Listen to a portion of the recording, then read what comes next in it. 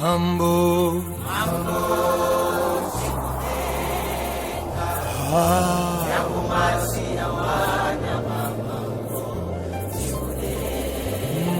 Mwari Baba.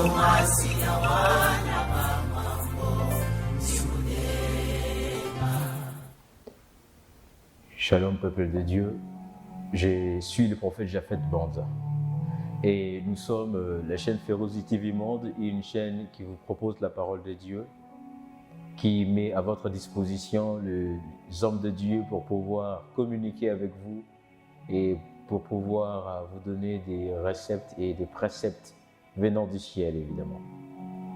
Alors ce matin ou ce soir, ça dépend de l'heure à laquelle vous nous suivez, j'aimerais évidemment partager un thème intéressant avec nous. Il s'agit évidemment de la vie quotidienne, il s'agit évidemment de la question que se posent plusieurs personnes, il s'agit évidemment de la question qui ronge le cœur de plusieurs chrétiens, il s'agit de la question qui ronge ton cœur, qui ronge mon cœur.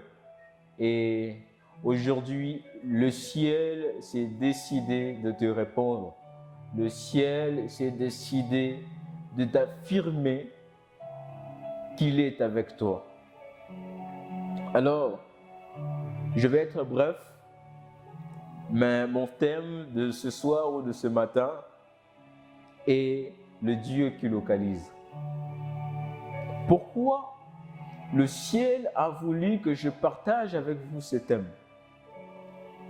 Parce que dans des moments difficiles, dans des moments de peine, dans des moments tragiques de ta vie, où tu as l'impression que rien ne va, où tu as l'impression que le monde entier est contre toi, le Seigneur peut te localiser. Le Seigneur peut te faire du bien. Et le ciel est avec toi.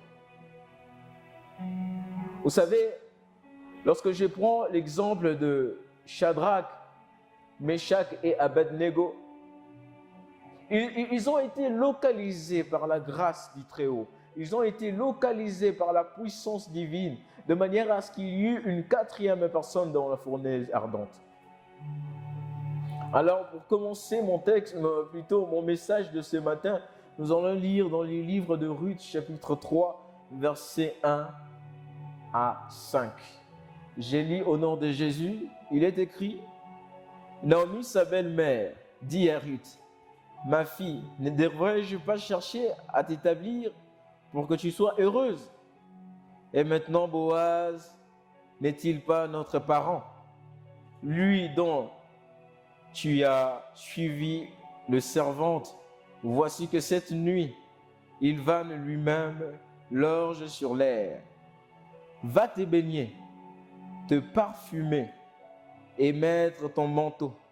Tu descendras sur l'air, ne te fais pas reconnaître de l'homme avant qu'il n'ait fini de manger et de boire.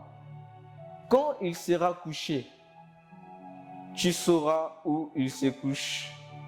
Alors va découvrir le pied et là tu coucheras. Lui t'indiquera ce que tu devras faire. Et Ruth lui répondit, tout ce que tu me dis, je le ferai. Je m'arrête d'abord au verset 6 pour essayer un peu, excusez-moi, d'avancer et de comprendre la pensée de Dieu. Vous savez, il existe ce qu'on appelle les personnes de destinée. Les gens qui sont là pour nous aider à atteindre notre destinée. Les gens qui sont là pour nous aider à atteindre l'objectif que Dieu a placé pour nous. Voilà pourquoi il est important, évidemment, de savoir qui tu fréquentes pour que l'on dise qui tu es. Voilà pourquoi il est important de savoir gérer son entourage. Mais toi, là où tu es, toi qui me suis, vois un peu ton entourage. Est-ce que c'est bon Est-ce que les gens qui t'entourent te ramènent quelque chose de bon? Est-ce que les gens qui sont autour de toi sont là pour t'aider à atteindre ta destinée ou sont là pour causer ta ruine? Est-ce que les gens qui sont autour de toi t'aident à avancer, à t'améliorer ou t'aident à reculer? Pose-toi cette question. Il ne s'agit pas de la discrimination, non. Il s'agit de bien faire les choses. Il s'agit de bien sélectionner les personnes avec qui nous devons nous entourer. Nous devons coller. Nous devons partager nos moments. Parce qu'au-delà de tout, il faut savoir que le temps est précieux. Quand tu passes ton temps avec une personne qui est là pour ta ruine, qui est là pour ton échec, plus tu te rabaisses, plus tu perds encore du temps auquel tu pouvais faire des choses extraordinaires et épater le monde. Pourquoi pas 1000 générations futures. Naomi et Ruth, Naomi était la belle-mère de Ruth. Ruth a épousé dans le passé le fils de Naomi. Mais il s'est avéré que ses fils furent décédés. Naomi avait 2 belles filles. L'une s'est décidée de partir. Mais Ruth a dit à Naomi, là où tu seras, je serai. Là où tu logeras, je logerai. Là où tu mangeras, je mangerai. Apprends à sélectionner de bonnes personnes. Apprends à sélectionner de bonnes personnes dans ton entourage. C'est primordial. Ça va t'aider. Ça va même ouvrir certaines portes de bénédiction auxquelles tu t'y attendais le moins. Apprends cela. Ruth a su détecter la grâce qu'avait Naomi, détecter l'Esprit de Dieu dans Naomi. Voilà pourquoi elle s'est accrochée. Accroche-toi à de bonnes personnes. Accroche-toi à ces frères qui te prêchent la parole matin, midi et soir, mais que tu banalises jusque-là, mais que tu négliges jusque-là. Accroche-toi à celui qui t'amène les choses du sacerdoce étalées devant toi comme ça. Accroche-toi à cette personne qui te dit, frère, sœur, voici ce que nous devons faire. Voici pour réussir dans la vie. Voici le projet que j'ai. Voici le projet que je étale devant toi. Accroche-toi à ce type de personnes. Toi, tu es là seulement avec des gens, excusez-moi, je vais être direct, qui sont à moitié nus sur les réseaux. Tu es là seulement avec des gens qui expérimentent le maraboutage. Tu es là seulement avec des gens qui ne cessent de calomnier et de critiquer. Comme je l'ai dit tout à l'heure, il y a un vieux dicton qui dit « Dis-moi qui tu fréquentes, je te dirai qui tu es. » Apprenez à gérer votre entourage. Et au-delà de tout, lorsque Dieu place une personne, la personne de ta destinée dans ta vie, cette personne te sera d'une aide primordiale. Tu verras qu'à un certain niveau, tu ne forceras plus les choses. Cette personne sera comme un porte-bonheur. Cette personne sera comme je ne sais pas, une joie instantanée dans ta vie. Voilà pourquoi Romo na batu mususu depuis kutani na mutu moko na bomo ine makambo ne efungwami makambo ne no sotu ekomi kokende liboso makambo ne no sotu ezo kende na lolenge oyo elongo bani. Voilà pourquoi il faut t'attacher à cette personne. Na lobi shugada dite il ne faut pas confondre les choses. Na lobi shugada dite je ne t'envoie pas dans le mal. Comprendre ce que je dis. Okomana mutu mususu depuis kutani na frère moko boye depuis animaki kaka oui na proposition frère wana badon de l'esprit est fongwami. Et d'ailleurs moi je vous parle ici je suis témoin de ces choses. J'ai eu des relations certes auquel j'exerçais une autorité spirituelle dans la vie de ces personnes. Depuis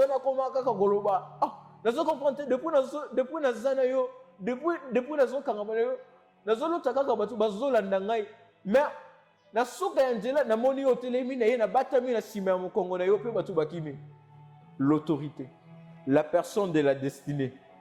C'est ce type de personne à qui vous devez vous attacher. C'est ce type de personnes qui vivent en esprit et non dépendant de la chair.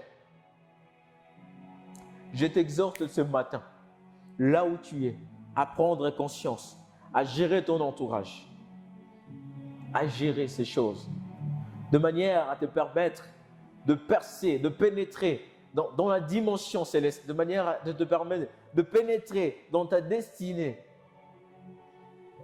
Vous savez, au-delà de tout, il y a 3 types de personnes. Vous savez, pour que Dieu même nous localise, il y a 3 choses que nous devons faire. La première des choses, nous voyons la disposition. Pour que Dieu te localise et qu'il t'envoie la personne de ta destinée, ça dépend aussi de ta disposition. Comment?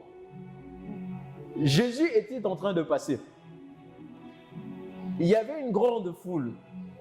Et dans cette foule, il y avait un homme nommé Zachée. Petit de taille. Azaki ou poussé. Non, tout supposé que parmi les bazalaki wana, il y a Zalaki ou poussé makasi. Moi, Jésus, na katikati ya foule, ezalaki te. Zachée a trouvé une bonne disposition. Aluki moyen 1, nakoko matana mukongana ne simbité. Aluki na koko changa sibolite et simbité. Ata mupanti bwa moni nzete. Il est allé monter sur l'arbre appelé sycomore. Abenga kinzambete, abelela kite, asambela kite, a se disposa kikaka. Et la Bible déclare, Jésus l'a localisé. Dans ta souffrance, Dieu peut te localiser si tu te disposes. Dans ta maladie, Dieu peut te localiser. Il suffit juste de disposer ton cœur à le recevoir. Dieu est en mesure de te localiser et de te faire du bien. La deuxième chose, c'est les cris que l'on peut pousser. C'est les cris. Nous voyons presque, en fait, l'exemple que je m'apprête à donner est similaire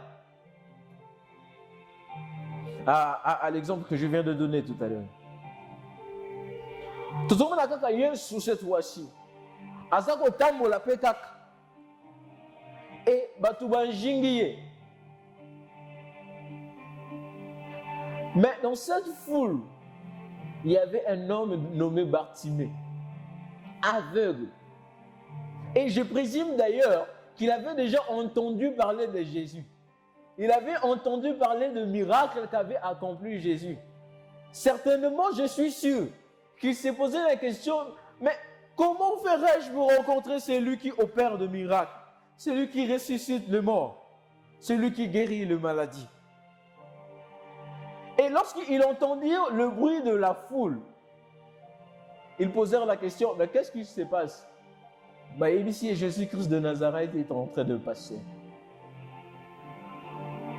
Bartimée ne pouvait pas se disposer parce qu'il n'avait pas la vue.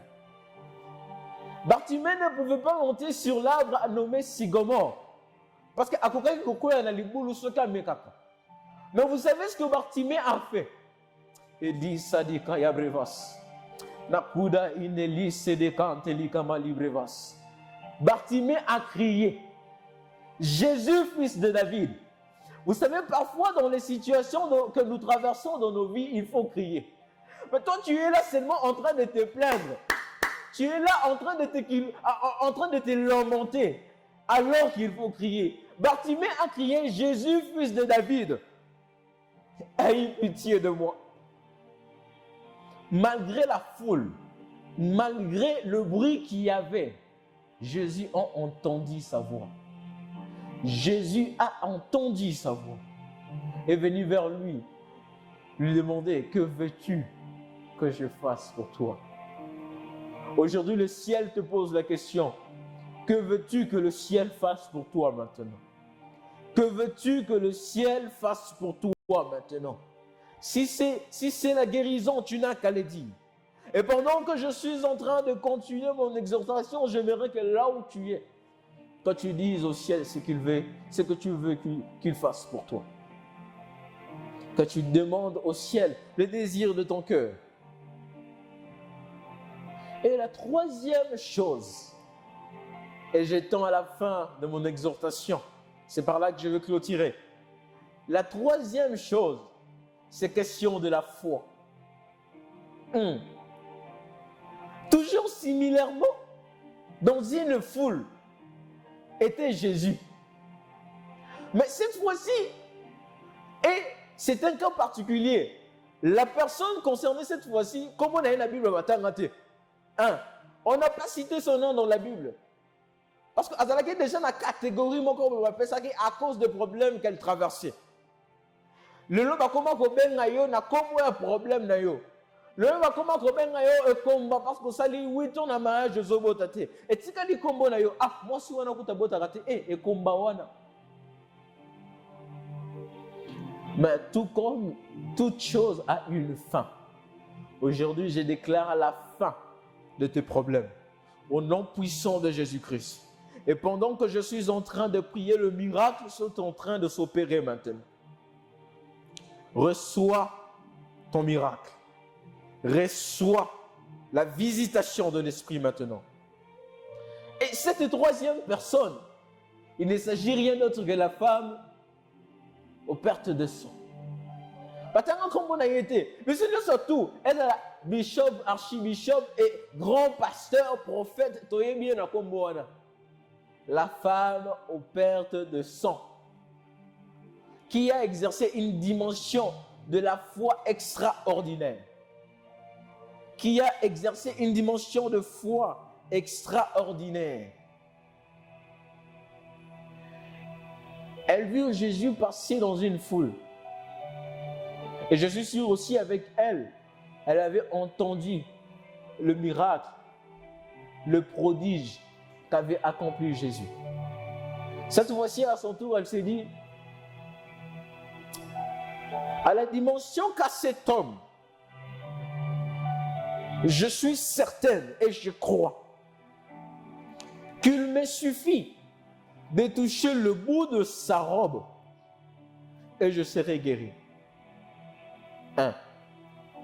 Vous savez, il est écrit, si notre foi serait grande comme une graine de sénévé, nous demanderons à des montagnes de se ôter et de se jeter dans la mer, et cela s'accomplira. Ainsi notre parole. Et la femme aux pertes de sang a compris une chose, que dans cette foule, il est fort probable qu'il ne prête pas attention à moi. Dans cette foule, il est fort probable qu'on me lapide. Parce que, à cause de sa maladie, elle était un cas mis à part. Elle était mise à part de la société. Elle était mise à part, voire même du lieu de la prière. Mais elle a exercé une dimension de foi extraordinaire. Elle s'est avancée. Elle a touché le bout de robe de Jésus. Et la Bible déclare, immédiatement, elle fut guérie. Exerce ta foi maintenant. Exerce ta foi dans ces problèmes que tu as. Vous savez, dans le prophétique, il y a ce qu'on appelle les actes prophétiques. Tu veux travailler quelque part, mets ton CV. Prie pour ça. Va devant le bâtiment en question. Mets-toi à genoux. Dis, je travaillerai ici. Commence à déclarer des paroles avant d'y entrer. Commence à déclarer des paroles avant d'aller déposer ton CV. Dépose des paroles. S'il faut toucher, s'il faut embrasser les bâtiments, fais-les. Que les gens te voient fou. Que les gens te traitent de malade mental. Mais que tu exerces ta foi.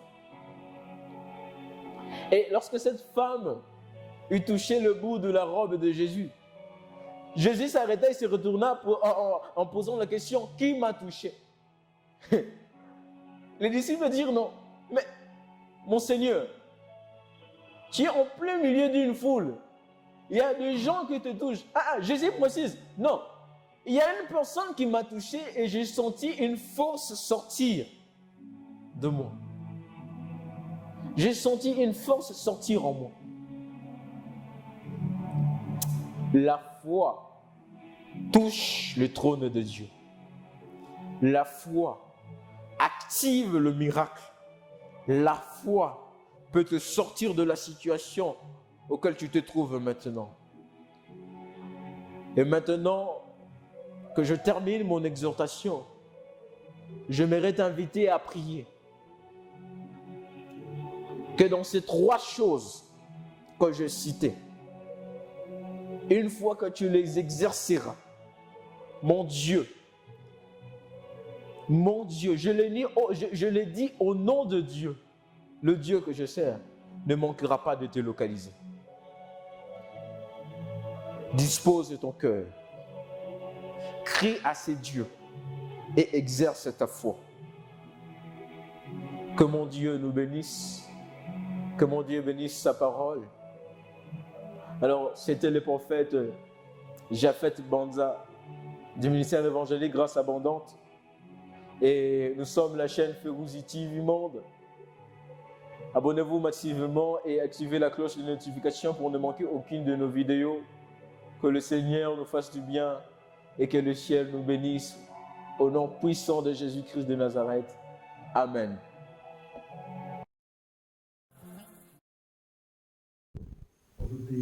Donc voilà, moi, elle m'a fait moi une adoration.